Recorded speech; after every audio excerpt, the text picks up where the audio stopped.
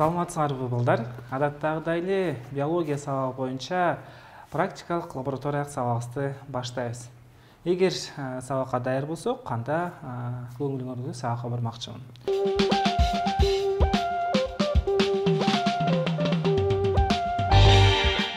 Бүгүн биз ошол бөлмө өсүмдүктөрүнүн кантип өстүрүү керектигин бүгүнкү сабакта билип кетмекчибиз.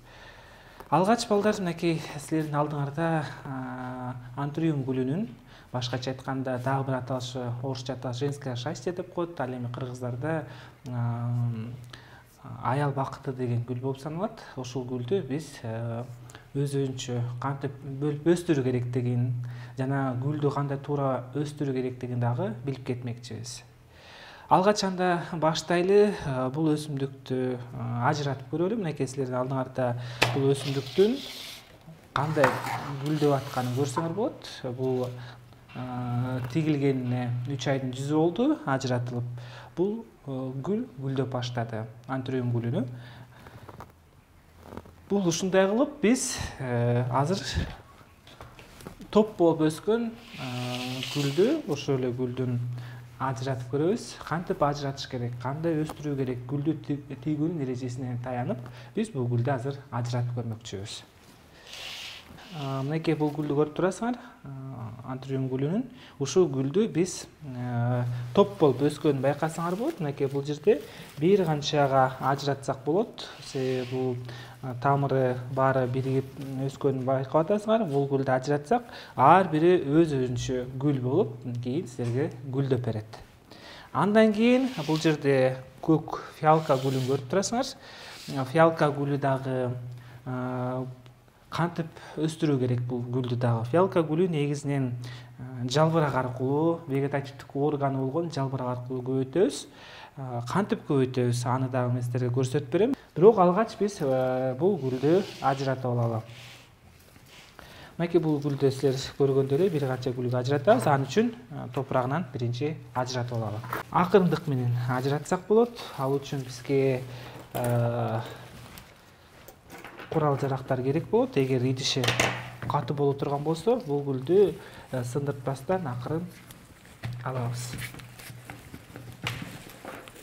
Топурактан ажыратып алабыз. Идишине да көңүлүңөрдү буруп кетким келмекчи. Мынакей бул идиши, ушул гүлдүн идишинде түбүндө туура тигилген гүл болсо, түбүндө мындай таштар болот. Таштарды эмне үчүн коюш керектигин да мен силерге айтып кетем.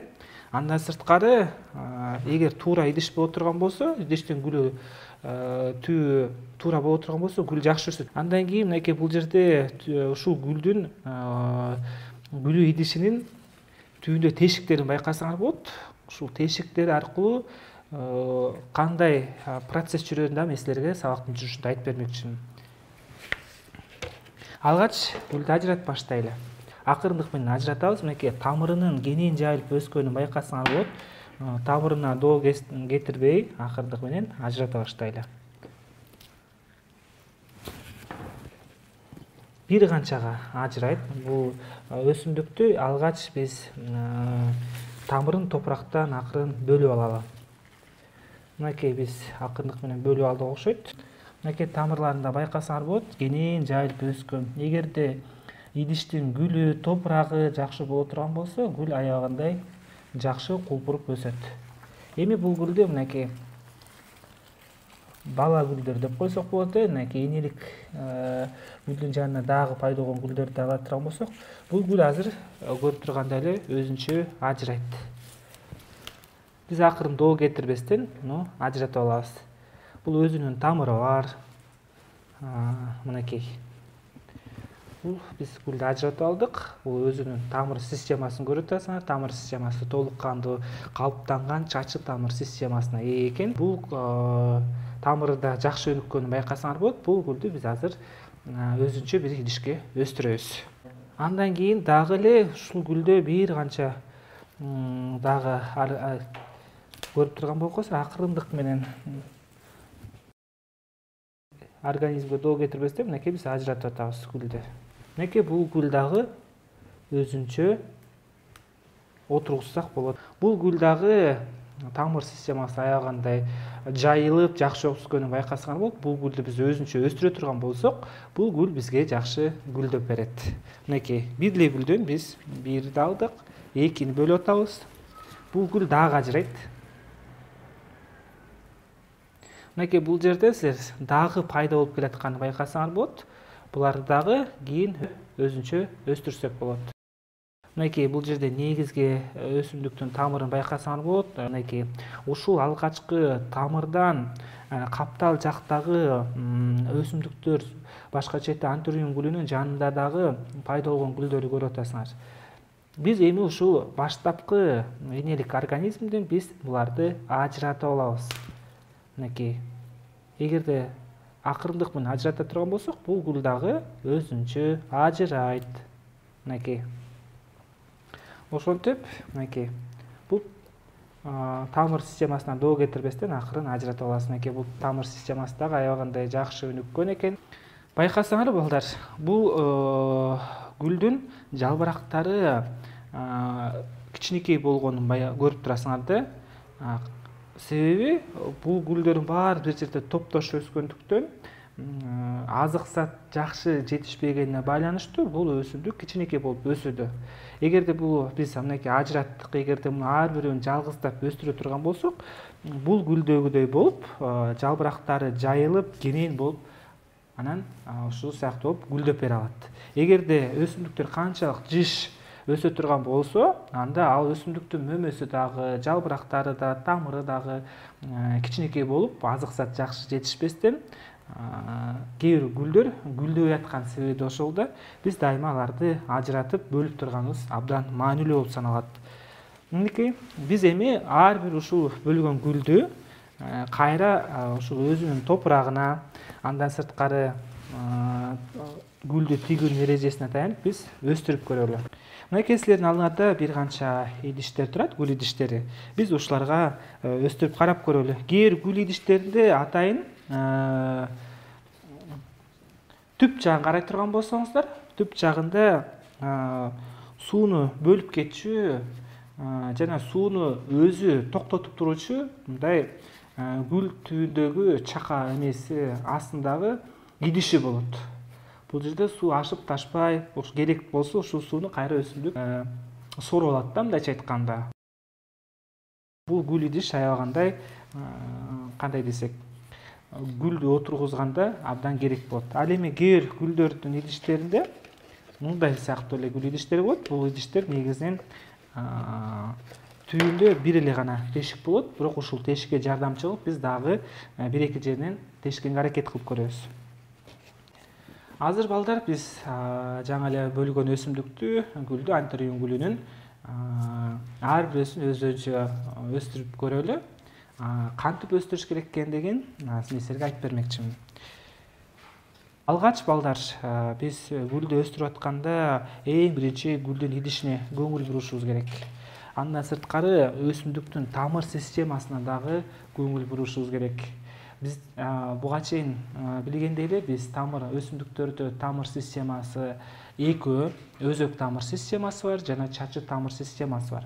Мынакей бул алдыңарда турган өсүмдүктүн тамыры чачы тамыр системасы болгондуктан бул өсүмдүктүн тамырлары жайылып өсөт. Ошондуктан бул өсүмдүк каптал тамырлары аябагандай жакшы өнүккөн болот. Бул өсүмдүктү, бул гүлдү биз анча чоң эмес идишке өстүрө турган болсок, бизге жакшы гүлдөп берет.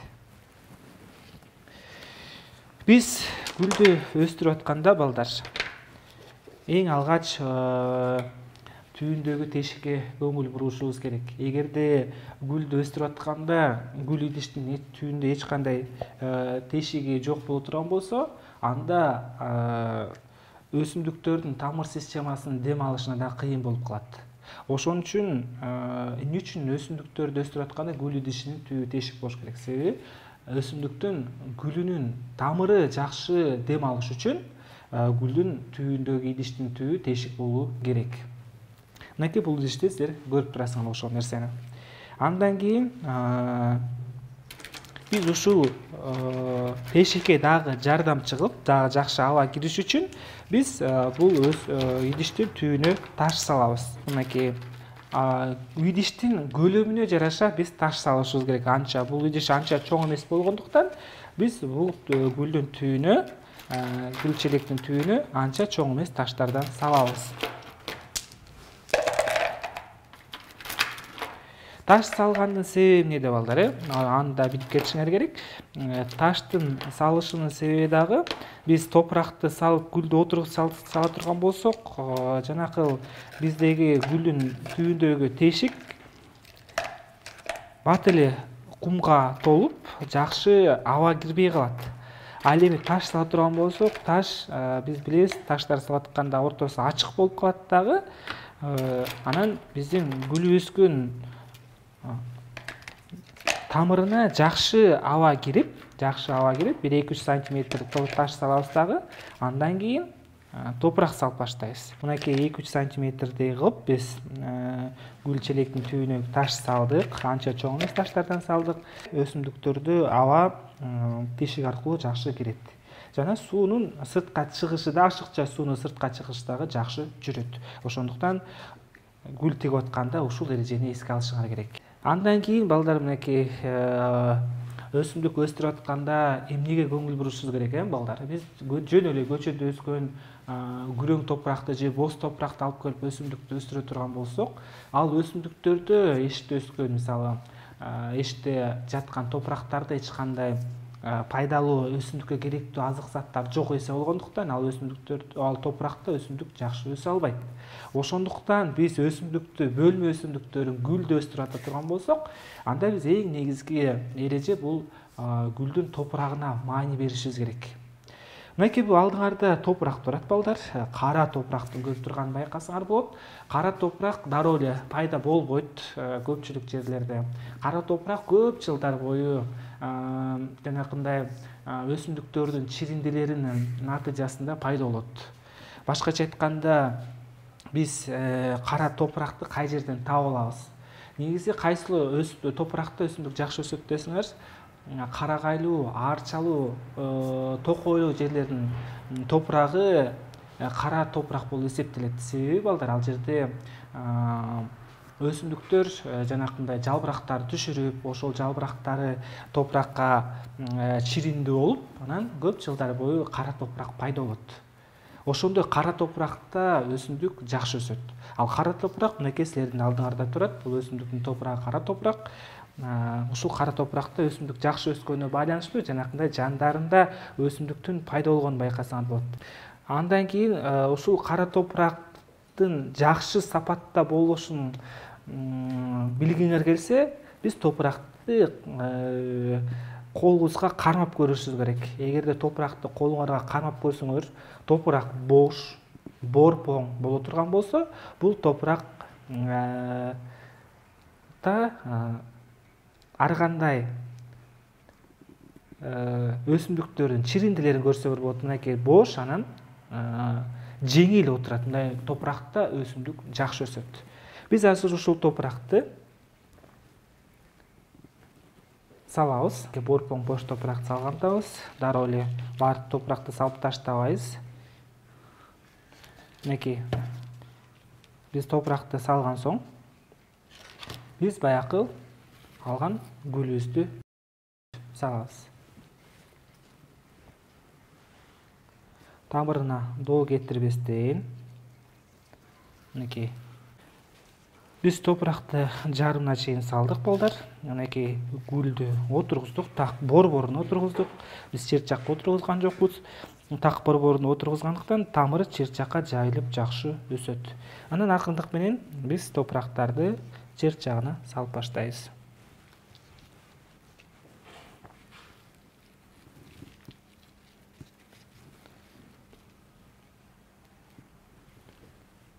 Акырындык менен чыр-чагына салып, чыр-чагын басып да койсок болот.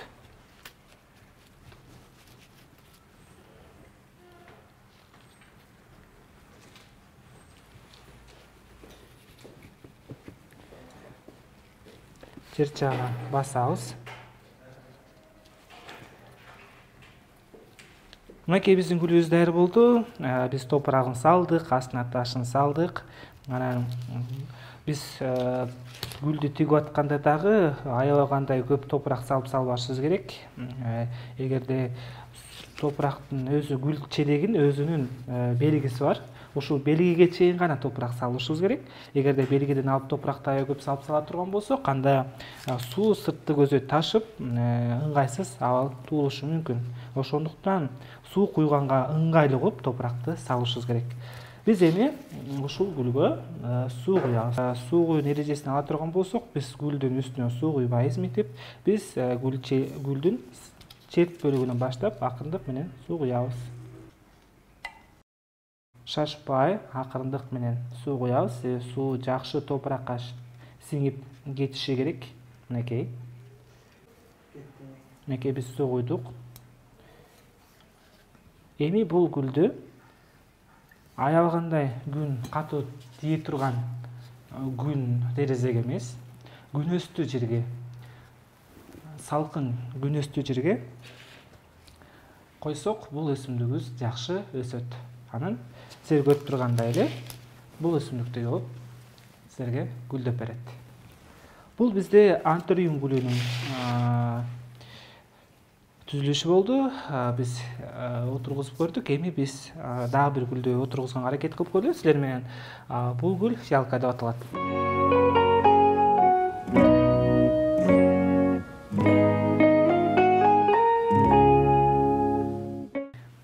Аял бакыты деген гүлгө, гүл сыяктуу эле бул фиалка гүлү дагы жанына көптөгөн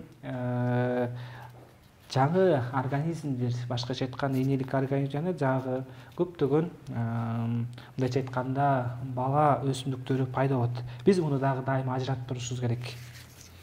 Бул өсүмдүктү биз акырын ажыратып көрө турган болсок, бул өсүмдүк кантип көбөйөт жаратылышта? Фиалка гүлү негизинен жаратылышта жалбырагы аркылуу көбөйтсөңөр болот. Же болбосо энелик организмден жаңы пайда болгон организмдерди дагы бөлүп өстүрүп көбөйтсөңөр болот. Акырындык менен жанакындай эле биз топурактан ажыратып алабыз, тамырына доо кетирбестен ажыратып алабыз. Бул энелик организмден биз бөлөбүз. Мынакей бул мурда пайда болгон энелик организм боло турган болсо, ушунун жанына жаңы бир фиалканын пайда болгонун көрүп турасыңар. Бул өсүмдүктүн өзүнүн тамыр системасы бар, өзүнүн сору зоналары бар. Бул энелик организмден өзүнчө бөлүнүп өскөн. Эгерде экөөбүз бир жерге өстүрө турган болсок, анда бул идиши дагы тар болуп турат. Жей турган азык заттары дагы акырындык менен азайып баштайт дагы. Натыйжада бул өсүмдүк соолуп башташы мүмкүн. Ошондуктан бул фиалка өсүмдүгүн дагы, гүлүн дагы биз улам ажыратып өстүрүп турушубуз керек. Бул өсүмдүктү дагы биз кандай идишке өстүрөбүз? Бул фиалка өсүмдүгү тамыр системасы аябагандай жайылып өспөйт. Мынакей тамыр системасы буларда бул өсүмдүктүн негизи тамыры үлпүрү тамыры анча чоң эмес, көп тамыр системасына деле ээ эмес өсүмдүк болгондуктан бул өсүмдүктү негизинен биз анча чоң эмес идишке өстүрөбүз. Мынакей ушул өсүмдүктү биз азыр баягы эле гүлдүн эрежесине, өстүрүүнүн эрежесине таянып, түбүнө таш салып, анча чоң эмес таштардан салып, 3-4 сантиметрдей таш салабыз дагы. Ушул өсүмдүккө биз фиалканы кайра отургузабыз. Ал үчүн өзүнүн топурагы, кара топуракты көрүп атасыңар. Кара топурагын салабыз, же болбосо көпчүлүк жерлерде өсүмдүктөрдүн чыккан тарындыларын астына салышат. Ал дагы аябагандай пайдалуу эсептелет. Суунун сыртка чыгышы дагы, андан сырткары өсүмдүктүн тамыр системасына аба киришине дагы кээ бир өсүмдүктөрдө мисалы тарындыларды астына салып коюшат. Бул аябагандай туура болуп эсептелет.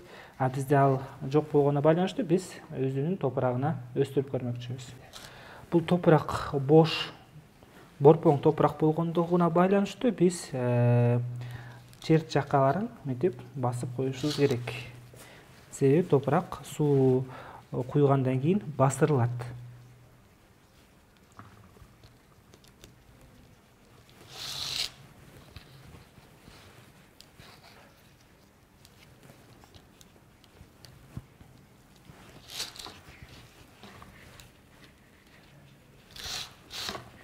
Мінекей, биз бул гүлдү ажыратып алдык. Бизде жаңы 2 гүл пайда болду.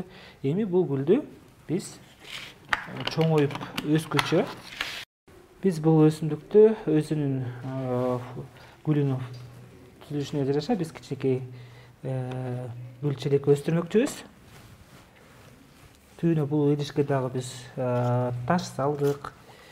Негизи эле өсүмдүктүн чоңоюп жетилишине чаканын гүлүнүн идиши дагы аябагандай маанилүү. Качан гүл жакшы чоңоюп өсүп баштаганда биз бул өсүмдүктү дагы мындан чоңураак идишке өстүрөбүз. Мынакей балдар, биз ошентип антриум гүлүнүн жана фиалка гүлүнүн кантип өстүрүү эрежелерин таанышып кеттик. Ал үчүн дагы эске салып кетели. Эң башкысы биз гүл отургузуп атканда кандай эрежелерди эске алышыбыз керек. Эң биринчи бизде гүлдүн идиши абдан маанилүү. Эгерде гүл тигип атканда анын тамырына карап биз гүл идишин тандашыбыз керек. Эгерде гүл идиши, гүл өзү, тамыр системасы, каптал тамыр системалары жакшы, чачы тамырлуу система боло турган болсо, биз аны ошол гүлдүн түзүлүшүнө жараша, ошол гүлдүн формасына жараша гүл идишин тандашыбыз керек. Андан сырткары, эгерде гүл өсүмдүгүнүн тамыры өзөк тамыр системасына ээ боло турган болсо, анда биз аны чоң идишке өстүрүү керек. Себеби балдар, бул өсүмдүктүн тамыры сабагы канчалык бийик боло турган болсо, сабагы да ошончолук, бул өсүмдүк канчалык бийик боло турган болсо, анын тамыр системасы дагы, тамыры дагы ошончолук узун болот. Ошондуктан ал идишти биз чоң жана узун идишке, карап идишке өстүрүшүбүз керек. Ал эми кээ бир өсүмдүктөрдө, мынакей фиалка гүлүн ала турган болсок, бул өсүмдүктөрдө тамыр системасы анча жакшы өнүкпөгөнүнө байланыштуу биз аны анча чоң эмес идишке өстүрүү керек. Эгерде бул өсүмдүктү мындай чоң идишке өстүрүп кое турган болсок, анда бул өсүмдүгүбүз жакшы өсө албайт. Бул эң негизги эреже болду. Андан сырткары биз дагы билип кеттик сабактын жүрүшүндө, биз таш салышыбыз керек түйүнө. Себеби таш салып атканда өсүмдүктөрдө тамыр системасы дем алгандыктан, бул карапай идиштин түбү тешик болгондуктан ал жерден аба жакшы кирип, тамыр таштардан аба өтүп турат. Андан кийинки эреже биз топурак болду. Топуракты тандап атканда биз боз күрөң топуракты эмес, кара күрөң топуракта өсүмдүк жакшы өсөт. Кара күрөң топуракта минералдык, органикалык жерсенткичтер көп болгондугунан байланыштуу ал өсүмдүктө жакшы өсөт. Ошентип балдар, биз бүгүн гүл отургузуунун эрежеси билип кеттик. Келерки сабакта жолугушканча сак саламатта калгыла.